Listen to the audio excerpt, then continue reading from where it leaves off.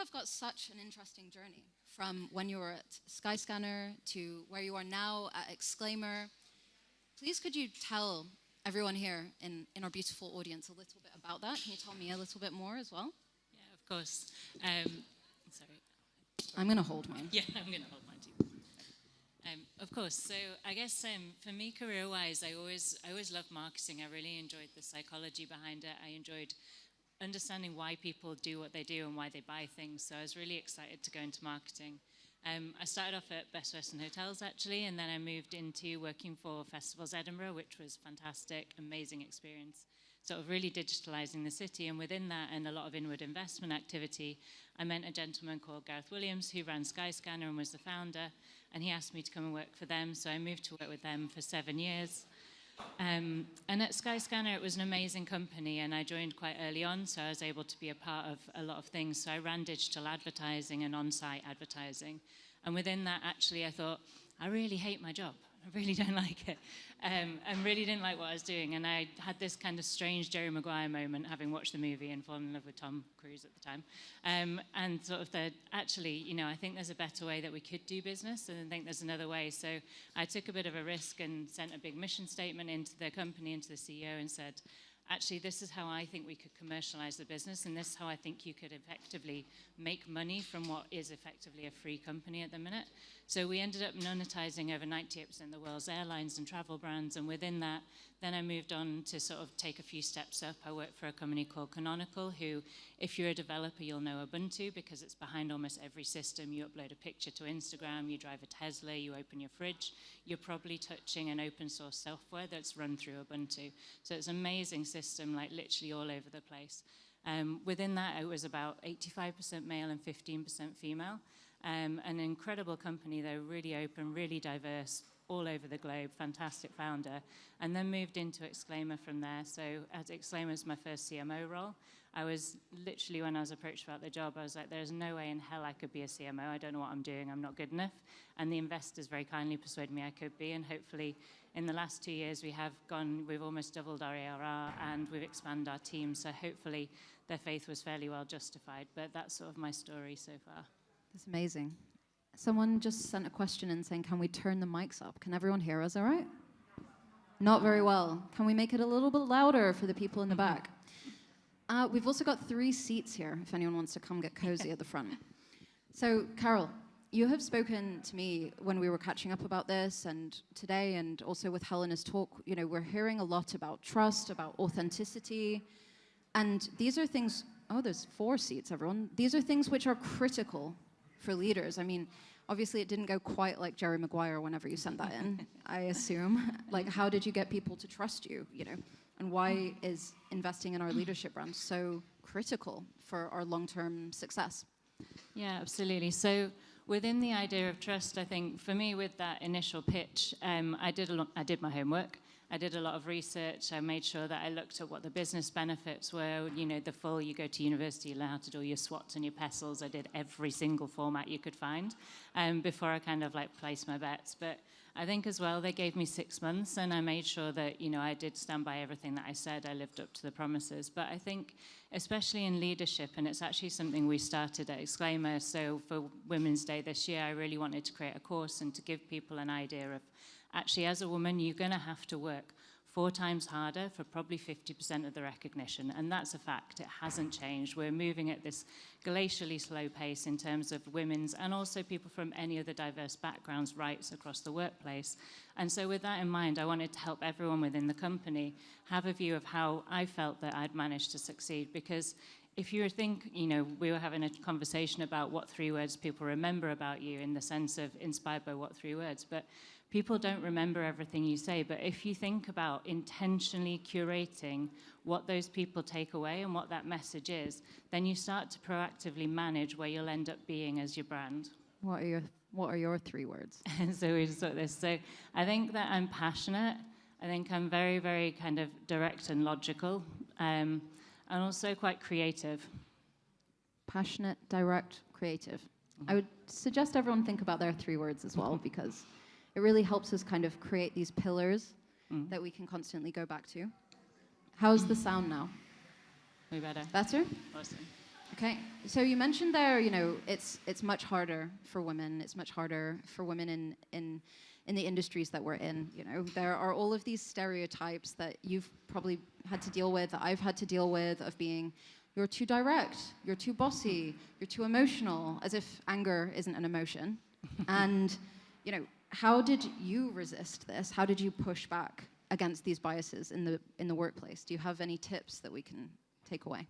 No, and I think even in the last week, I've probably been informed by my CEO that I am too direct, which is why I chose it as one of the words, just to make a point, is because why shouldn't I be direct? Like, let's not mess around. No one has time. We're all busy. We all know what we need to do. We're all working for the same cause. So, what's the point of actually, taking someone else's feelings into consideration? Obviously, you want to be polite, but if you want to get things done and actually be able to get your job done, you do need to be direct, and you do need to kind of not worry so much. So I did genuinely choose that word as a deliberate thing, but I think it's I think actually proactively managing that and actually just thinking through what you want people to take away, and also your approach, really helps you kind of navigate it. So in terms of those elements, what actually brings you forward as a leader and what you think you value great leaders, you think of the great, presidents of the world, they're always men for a start, but when you think of that situation, you actually think, they're strong, they stand out, they're decisive, they're a leader, that isn't something that naturally kind of sits with what we've been grown up to believe a woman should be, in the sense of caring and empathetic and having children and being a lovely person and supporting people and being deferential. So you are always navigating that. So there's, an amazing, I think, benefit for every workplace having a lot of those skills and those elements coming in. But you do have to balance and really make sure you put your boundaries down and say, yes, this is me. And one of the people who complained recently in our company about me, I did actually go and speak to them and said, look, I'm not going to pander to your feelings, but if I do upset you and if I do push you hard, say to me, and I'm really willing to talk about, I'm very possibly wrong, but, let's have a conversation. Don't go and complain to someone else. Let's have a conversation just as and be adults. So I think it's kind of really having the confidence to sort of stand up and set your boundaries too. Own your directness, You have to own it. You can't be kind of beating around the bush, and I think that's where some of the problems happen. If you're inconsistent with your directness as well, or it feels targeted, or it feels, but if that is what you are and that is who you are, how did it go whenever you said that to someone? So I don't think they loved it, but definitely kind of moved forward from it. And that was part of the course that I wanted to build for everyone at our company, was sort of saying, if you think about the things people remember and you think about the qualities that you want to stand for, then actually how do you manage it? Because when you think, if people trust you, if they rely on you, if they like you, you actually start to curate the advocates. When we think on social media, all we spend our lives doing as marketers is making people love us, making people buy our products, making people think that we're really, really wonderful. It does sound slightly cynical, but if you apply that logic to other people, you spend a percentage of your time in work. Why not make sure that, you're taking into account, and it's also just to the basics of listening to other people, getting to know them, remembering what's important to them, but actually curating those advocates, curating people that, want to support you, that are part of your personal brand, because then you've got trust in the business place. People respect you. They help you get on further and faster if you have that kind of situation within the workplace. So for me, it's really kind of being intentional in the same way you'd market a brand, but actually marketing yourself and being really professional and showing that best face that you want presented and remembered as well. Yeah, one thing, for me, my whole company has been, I started my first company 4 years ago and my second company 2 years ago, and I never did any marketing for any of them until this month. We've just started finally we launched our blog, it's all been LinkedIn and it's all been personal brand.